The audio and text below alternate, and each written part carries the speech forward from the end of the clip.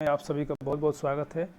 आज हम कृषि से संबंधित जो कृषि के प्रकार, कृषि से संबंधित जो है कल्चर्स और कृषि से संबंधित जो क्रांतियां हैं, तो आज हम कृषि से संबंधित क्रांतियों पर चर्चा करेंगे। कौन कौन सी कृषि क्रांतियां जो है, नाम आपने सुना होगा, हरित क्रांति, सदाबहार क्रांति, गुलाबी क्रांति, पीली क्रांति, तमाम तरह की जो क्रांतियाँ हैं, आज हम इन क्रांतियों पर विशेष रूप से चर्चा करेंगे।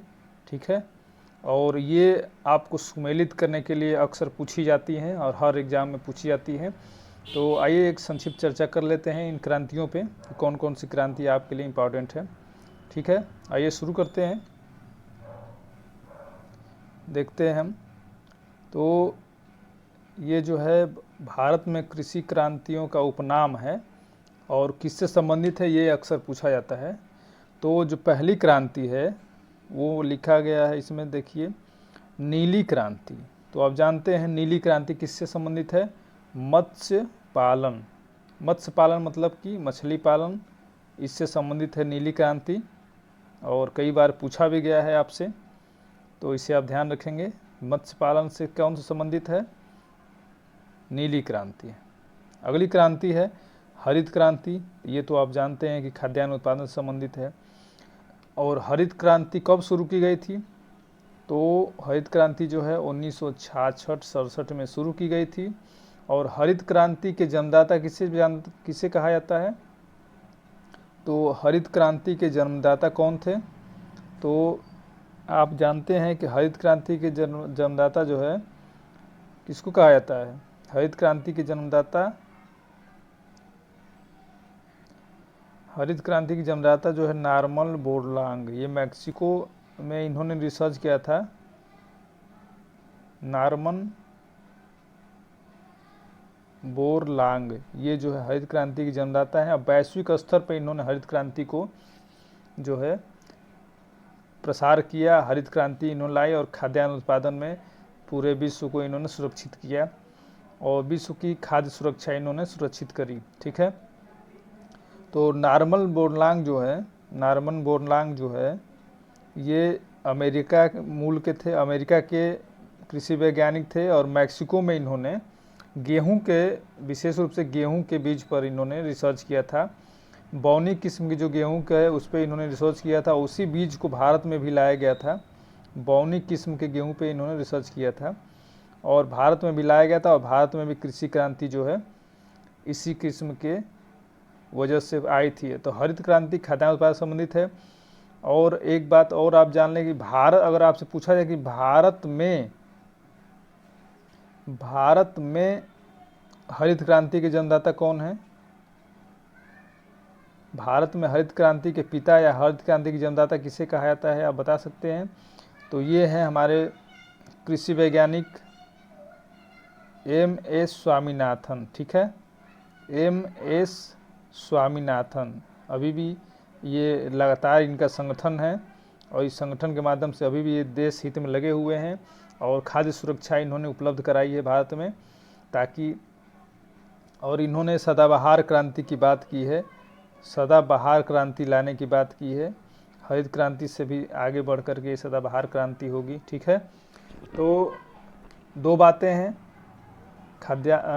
जो है हरित क्रांति खाद्यान्न उत्पादन संबंधित है। भारत में हरित क्रांति की जन्मदाता M.S. स्वामीनाथन है और वैश्विक स्तर पर हरित क्रांति की जन्मदाता है नॉर्मन बोरलांग है। ठीक है, नॉर्मन बोरलांग को जो है शांति का नोबेल पुरस्कार मिला था। इन्होंने जो प्रमुख भूमिका निभाई थी खाद्य सुरक्षा को लेकर के, शांति का नोबेल पुरस्कार इन्हें दिया गया था। ठीक है, चलिए अगली क्रांति देखते हैं किससे संबंधित है।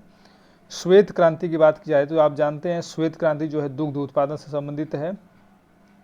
और श्वेत क्रांति जो है दुग्ध उत्पादन से संबंधित है। और श्वेत क्रांति के जन्मदाता कौन है ये भी पूछा जाता है आपसे, और हमें जानना जरूरी है क्योंकि इन्हीं की बदौलत आज भारत विश्व में पहले स्थान पर है दुग्ध उत्पादन में। तो कौन है जन्मदाता? तो इनके जन्मदाता जो है वर्गीज कुरियन। हरित क्रांति की जन्मदाता वर्गीज कुरियन है। ठीक है, याद रहेगा आपको, वर्गीज कुरियन। अर्थात श्वेत क्रांति किससे संबंधित है? दुग्ध उत्पादन से। और श्वेत क्रांति की जन्मदाता कौन है? वर्गीज कुरियन। ये नाम आप याद रखेंगे, वर्गीज कुरियन। इनकी बदौलत जो है भारत आज वैश्विक स्तर पे प्रथम स्थान पे रखता है। भारत का प्रथम स्थान है दुग्ध उत्पादन में, ठीक है, और भारत में उत्तर प्रदेश का भी प्रथम स्थान है दुग्ध उत्पादन में, ठीक है, ध्यान रखने वाली बात है ये। चलिए अगली क्रांति देखते हैं हम। अगली क्रांति पूछा गया है लाल क्रांति। लाल क्रांति किससे संबंधित है? तो लाल क्रांति दो आपको विकल्प में दो एक साथ नहीं पूछे जाएंगे, लेकिन दो विकल्प से संबंधित कौन कौन? मांस उत्पादन एवं टमाटर उत्पादन, दोनों को ही लाल क्रांति कहा जाता है। और आपकी परीक्षा में किसी एक को ही पूछा जाएगा, दोनों को आपसे नहीं पूछा जाएगा, या तो उसमें मांस उत्पादन दिया रहेगा या फिर टमाटर उत्पादन। तो आप ध्यान रखेंगे कि लाल क्रांति जो है मांस उत्पादन और टमाटर उत्पादन दोनों से संबंधित है। क्लियर है? कन्फ्यूजन नहीं रहेगा इसमें, आपको ध्यान से देखेंगे आप तो मांस और टमाटर दोनों से संबंधित है लाल क्रांति। अगला पूछा गया सुनहरी क्रांति। सुनहरी क्रांति किससे संबंधित है? तो ये भी कई प्रकार से संबंधित है। तो सुनहरी क्रांति जो है बागवानी से संबंधित है, शहद उत्पादन से संबंधित है, फल उत्पादन से संबंधित है, यानी ये तीनों से संबंधित है सुनहरी क्रांति। तीनों में से कोई भी एक विकल्प अगर आपके सामने होगा तो आप उसका सही जवाब दे सकते हैं। तो सुनहरी क्रांति को हम बागवानी से भी जोड़ सकते हैं, शहद उत्पादन से भी जोड़ सकते हैं और फल उत्पादन से भी जोड़ सकते हैं। क्लियर है? चलिए अगला देखते हैं धूसर क्रांति। धूसर क्रांति आप जानते हैं रासायनिक उर्वरक उत्पादन से संबंधित है। धूसर एक कलर होता है जो खादों की तरह होता है, रासायनिक खादों, तो इसीलिए इसको धूसर क्रांति। आप क्रांति को उसके कलर से भी मिला सकते हैं, तभी आप पकड़ पाएंगे कि गलत ना हो। तो धूसर क्रांति जो है रसायन उर्वरक एवं रासायनिक उर्वरक उत्पादन संबंधित है। क्लियर है? चलिए गुलाबी क्रांति देखते हैं हम किससे संबंधित है। गुलाबी क्रांति का संबंध देखिए, प्याज कैसा होता है? गुलाबी होता है, आप जानते हैं। झींगा मछली ये भी गुलाबी होती है। तो प्याज उत्पादन, झींगा मछली उत्पादन और औषधियाँ एवं फार्मास्यूटिकल, इनसे संबंधित, तीनों से संबंधित है ये गुलाबी क्रांति। क्लियर है? चलिए देख लेते हैं एक बार और हम। गुलाबी क्रांति को प्याज उत्पादन से भी आप जोड़ सकते हैं, झींगा मछली उत्पादन से भी जोड़ सकते हैं और औषधि उत्पादन या फार्मास्यूटिकल कंपनी से भी जोड़ सकते हैं आप। तो इस प्रकार से तीनों संबंधित है गुलाबी क्रांति। चलिए अगली क्रांति देखते हैं हम भूरी क्रांति। भूरी क्रांति किससे संबंधित है? कोको उत्पादन, ठीक है, भूरा रंग का होता है, आप जानते ही हैं। तो भूरी क्रांति किससे संबंधित है? कोको उत्पादन से संबंधित है। अगला देखते हैं हम रजत क्रांति। तो रजत जानते हैं आप, रजत सिल्वर की तरह होता है, रजत इसी को कहते हैं। तो रजत अंडा और कुक्कुट उत्पादन, यानी कि अंडा उत्पादन, कुक्कुट मतलब वही मुर्गी पालन वगैरह जो आता है इसमें, तो ये दोनों से संबंधित हो जाता है। क्या है? अंडा उत्पादन और कुक्कुट उत्पादन दोनों से संबंधित है रजत क्रांति। अगला देखते हैं पीली क्रांति या पीत क्रांति। तो ये तो जानते हैं सरसों या तिलहन उत्पादन से संबंधित है। तेल का रंग जो है पीला होता है, इसलिए जो है आप इसको सीधे सीधे पकड़ लेंगे। पीली क्रांति किससे संबंधित है? तिलहन उत्पादन से। कलर को आपको ध्यान रखना है। चलिए गोल क्रांति पूछा गया, तो गोल आप जानते हैं आलू उत्पादन से संबंधित है। आलू का कलर, आलू का जो आकार है वो गोल होता है, इसलिए गोल क्रांति नाम दिया गया है। गोल क्रांति आलू उत्पादन से संबंधित है। क्लियर है? चलिए अगला देखते हैं। अब यहाँ पे हमने देखा दो बातें आपको कंफ्यूज कर सकती हैं। यहाँ पे हमने देखा था रजत क्रांति जो है अंडा और कुक्कुट उत्पादन संबंधित है, और यहाँ पे रजत रेशा क्रांति कपास उत्पादन से। तो यहाँ पे बढ़िया है कि आपके साथ रजत जोड़ दिया गया है, क्योंकि रजत का मतलब होता है रजत रेशा। कपास का आपने देखा होगा सफ़ेद रंग का कपास होता है, तो कपास का जो रेशा है, तो जहाँ पे रेशा लग जाएगा वहाँ पे आपका कपास उत्पादन हो जाएगा, और रजत रहेगा तो फिर अंडा उत्पादन। यानी कि अगर आपसे पूछा भी जाएगा तो इसमें से कोई एक ही विकल्प दिया जाएगा, या तो अंडा उत्पादन होगा या फिर रेशम उत्पादन होगा। और अगर रेशा लगा रहेगा तब तो अति उत्तम है, इसलिए रजत रेशा क्रांति जो है कपास उत्पादन संबंधित है। ठीक है, और इसके बाद हम देखते हैं तो अगला क्या पूछा गया है, स्वर्ण रेशा। स्वर्ण रेशा जूट उत्पादन संबंधित है, इसका भी कलर देखे होंगे आपने, पीलापन लिए हुए होता है। तो स्वर्ण रेशा क्रांति जूट उत्पादन से संबंधित है। रजत रेशा क्रांति जो है कपास उत्पादन संबंधित है। ठीक है, अब एक देखते हैं हम, पूछा गया है सदाबहार क्रांति। सदाबहार क्रांति का मतलब ये होता है कि जो कृषि से संबंधित चहुमुखी समस्याओं को दूर करने से संबंधित हो उसे सदाबहार क्रांति कह सकते हैं। इसमें क्या है कि जैसे रासायनिक खादों के प्रयोग से जो है आप जानते हैं कि मिट्टी की उर्वरक क्षमता जो है समाप्त हो गई है, मिट्टी की उर्वरता समाप्त हो गई है। तो इसको पुनः प्राप्त करने के लिए और मानव स्वास्थ्य दिन पर दिन रासायनिक खादों से खराब होता जा रहा है, इसलिए सदाबहार क्रांति में किस पे बल दिया गया है? जैविक खेती के प्रोत्साहन को बल दिया गया है। जैविक खेती के प्रोत्साहन और किसानों को फसल का उचित मूल्य दिलाने तथा उत्पादन बढ़ाने से, यानी कि ये जैविक खेती को बढ़ावा देने, किसानों को फसल उत्पादन का उचित मूल्य दिलाने और उत्पादन बढ़ाने, तीनों से संबंधित है। यानी कि संपूर्ण रूप से कृषि विकास से संबंधित है। कृषि के संपूर्ण विकास से उत्पादन भी बढ़ाना है, उर्वरता भी बढ़ानी है, किसानों को के लाभ को भी बढ़ाना है।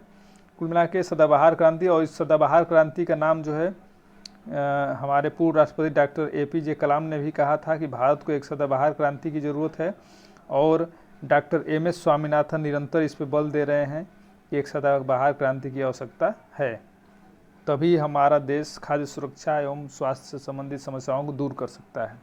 ठीक है, चलिए अगला प्रश्न देखते हैं हम। अगला प्रश्न पूछा गया सेफ्रान क्रांति। सेफ्रान जानते हैं आप? केसर उत्पादन, यानी केसर का अंग्रेजी वर्जन ही जो होता है वो सेफ्रान होता है। केसर को जो है अंग्रेजी में सेफ्रान कहा जाता है, तो इसलिए सेफ्रान क्रांति आप समझ जाएंगे केसर उत्पादन संबंधित है।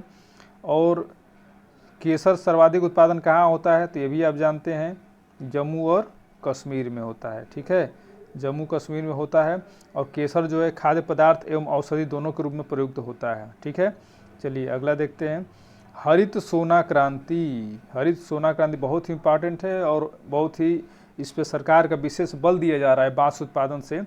तो बांस उत्पादन से संबंधित है हरित सोना, यानी कि बांस को जो है पूछा जाए कौन सा इसमें पौधा या पेड़ जो है ग्रीन गोल्ड कहलाता है, तो बांस को ग्रीन गोल्ड कहा जाता है, क्योंकि बांस की जो उपयोगिता है उसको देखते हुए इसे ग्रीन गोल्ड की संज्ञा दी गई है। इसलिए हरित सोना क्रांति किससे संबंधित है? बांस उत्पादन से, ये आप ध्यान दीजिएगा। और हाल ही में भारत सरकार द्वारा एक बोल्ड नामक कार्यक्रम भी शुरू किया गया बांस के विस्तार को, यानी कि जो है रेगिस्तान में, राजस्थान के उदयपुर में जो है, अभी ये पूछा गया प्रश्न है, PET की परीक्षा में ही ये पूछा गया प्रश्न है कि बोल्ड योजना किससे संबंधित है, कहाँ शुरू की गई है? तो ये बोल्ड योजना जो है राजस्थान के उदयपुर में शुरू की गई है, और इसका उद्देश्य क्या है? इसका उद्देश्य है रेगिस्तान के क्षेत्र को प्रसार को रोकना। ठीक है, बांस के हरित क्रांति से, हरित विकास से रेगिस्तान को रोका जा सकता है, तो ये उदयपुर में शुरू की गई है बोल्ड योजना। चलिए अगला देखते हैं हम, मूक क्रांति। मूक क्रांति का मतलब मौन क्रांति, मूक का मतलब मौन होता है, तो मूक क्रांति जो है आपका संबंधित है मोटे अनाज के उत्पादन में। ठीक है, तो मोटे अनाज में कौन कौन शामिल है ये भी जान लेते हैं हम। मोटे उत्पादन अनाज में जो है बाजरा, ज्वार, मक्का, और भी है जो पुराने जो अनाज है जो अब समाप्त हो रहे हैं, कोदो, सावा, इस तमाम तरह के जो पौष्टिक पदार्थ हैं, पौष्टिक अनाज है, उनके उत्पादन को बढ़ावा देने के लिए मूक क्रांति शुरू की गई है। ठीक है, तो मूक क्रांति किससे संबंधित है? मोटे अनाज के उत्पादन से। इनमें बहुत पौष्टिक आहार पाया जाता है, और पौष्टिक के साथ साथ इनके जो उत्पादन का लागत है बहुत कम होती है। ये किसी भी तरह के सूखाग्रस्त क्षेत्रों में भी उत्पन्न हो सकते हैं, इसलिए इनके उत्पादन पे बल दिया जा रहा है। अगला है बादामी क्रांति। बादामी क्रांति समझते हैं आप? मसाला उत्पादन से संबंधित है। बादामी क्रांति किससे संबंधित है? मसाला उत्पादन से। ठीक है, इसके बाद क्या है? इंद्रधनुषी क्रांति।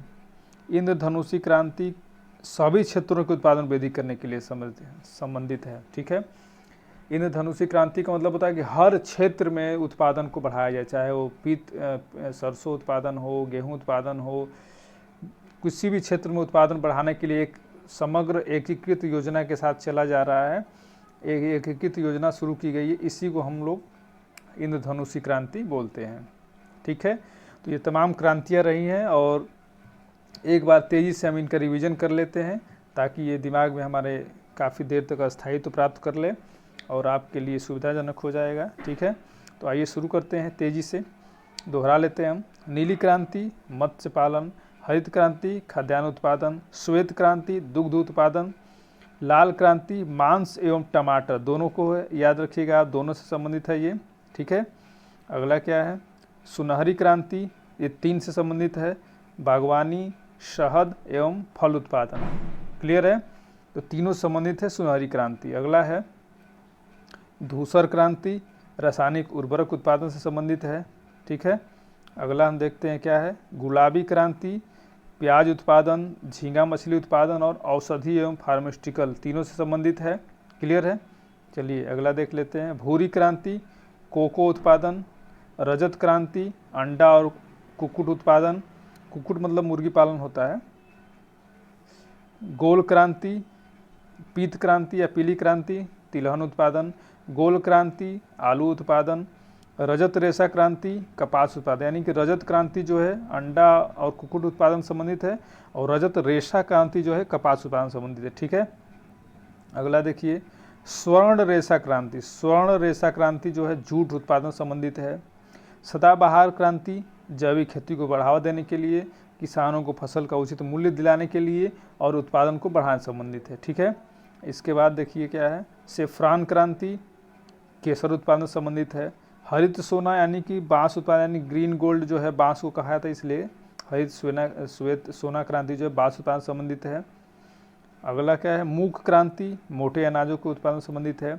बादामी क्रांति मसाला उत्पादन संबंधित है और इंद्रधनुषी क्रांति सभी क्षेत्रों के उत्पादन में वृद्धि से संबंधित है। ठीक है, तो आपको ये कैसा लगा, और हमें उम्मीद है कि ये काफ़ी लाभदायक होगा और इसमें से एक प्रश्न आपके प्रत्येक एग्ज़ाम में फिक्स है, आपको आना ही आना है। अगर आप इतना ध्यान दे देंगे तो आपका एक प्रश्न जो है सही हो जाएगा और एक एक प्रश्न का सफलता की तरफ बढ़ने, एक एक नंबर का जो है बहुत योगदान होता है। इसलिए हम चाहेंगे कि आपके साथ आपकी तैयारी में अथवा सक्सेस पॉइंट पूरी तरह से प्रयासरत है। तो वीडियो कैसी लगी आप हमें बताएंगे कमेंट में, और लाइक शेयर सब्सक्राइब करें चैनल को ताकि और लोगों को भी फ़ायदा हो सके। ठीक है, फिर मिलते हैं अगले क्लास में कोई नए टॉपिक के साथ। तब तक के लिए धन्यवाद, नमस्कार।